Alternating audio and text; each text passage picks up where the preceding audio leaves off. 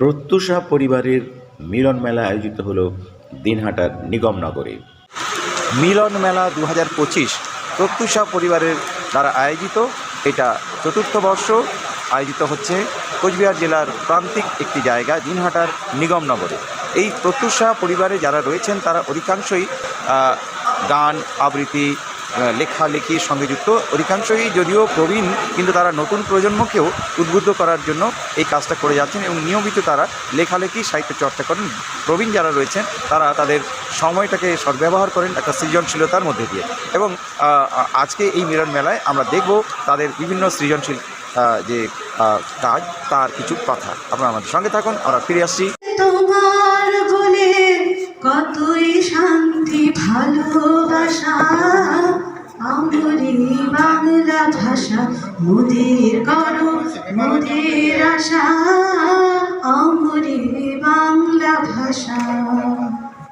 প্রত্যুষা পরিবার, এটা আসলে প্রত্যুষায় যে অনুষ্ঠান হয় সেই প্রত্যুষার আকাশবাণী শিলিগুড়ি থেকে সেই প্রত্যুষাকে কেন্দ্র করেই প্রত্যুষা পরিবার গড়ে উঠেছে। যারা প্রত্যুষায় নিয়মিত লেখেন তাদের নিয়ে একটা হোয়াটসঅ্যাপ গ্রুপ।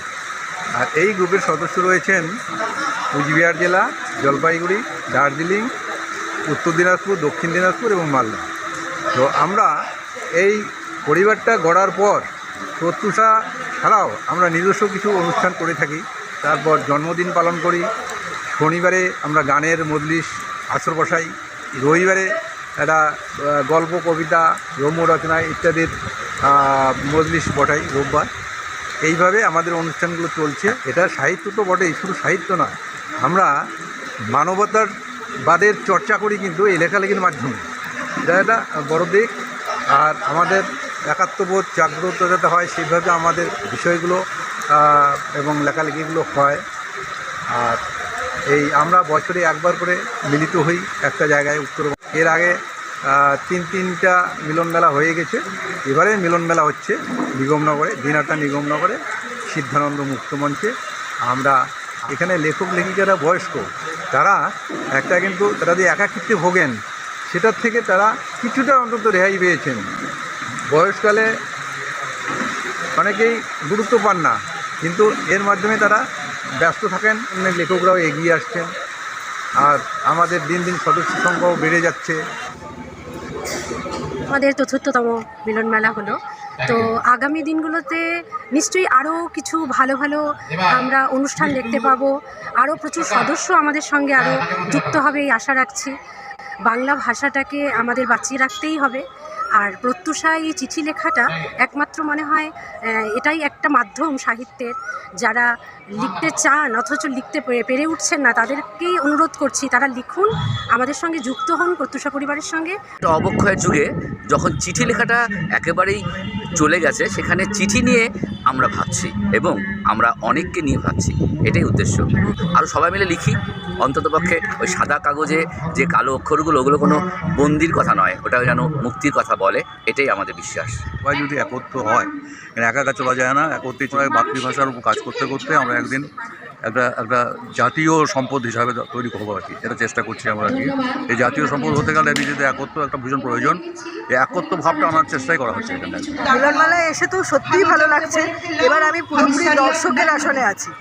এবার এসে যেন মনে হচ্ছে মিলন মেলাটা সত্যি একটা আড্ডার জায়গা, একটা মনের আনন্দের জায়গা। পরিবারের জন্মের প্রধান কারণ মাতৃভাষার প্রচার ও প্রসার, এবং আমাদের ভবিষ্যতের লক্ষ্য যে অবক্ষয়ের দিনে আমরা যেখানে মাতৃভাষার চর্চা পরিমাণ দিন দিন কমে যাচ্ছে, আমরা চাইছি যে যাতে মাতৃভাষার চর্চাটা বজায় থাকুক। কারণ মাতৃভাষা না শিখলে পৃথিবীর অন্য কোনো ভাষায় আপনি আমার মনে হয় না পারদর্শী হয়ে উঠতে পারবেন।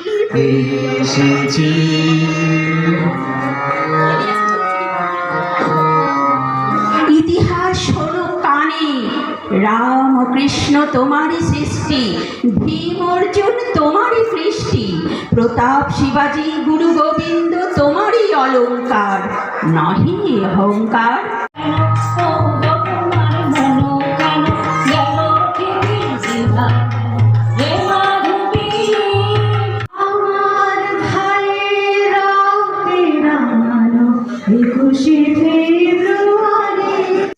সেই অবক্ষয় সমাজে প্রত্যুষা পরিবার এমন একটা দৃষ্টান্ত স্থাপন করে প্রতি বছর এই মিলন মেলায়, যেটা অন্তত আমাকে কিছু ভালো কাজ করার প্রেরণা যোগায়, আরও ভালোভাবে বাঁচার প্রেরণা যোগায়। প্রত্যুষা শব্দটির মধ্যে রয়েছে সকাল। মর্নিং শোজ দ্য ডে বলে একটা কথা আছে, যে সকাল দেখেই বোঝা যায় দিনটা কেমন যাবে। তা বর্তমানে আমাদের এই অবক্ষয়ের যুগে সকালগুলো যেন সেই জটিলেশ্বর রায়ের গানের মতন, এ কোন সকাল রাতের চেয়ে অন্ধকার।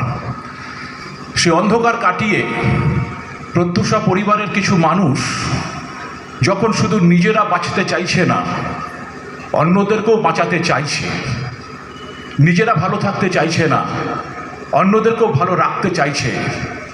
ভালো আছি ভালো থেকো গানের মতন সেখানে আরেকটা লাইনও যুক্ত করে দেওয়া যায়, ভালো যেমন আমরা থাকবো মানুষকেও তেমন ভালো রাখবো। নিগমনগর থেকে অরুণ কুমারের বিশেষ রিপোর্ট।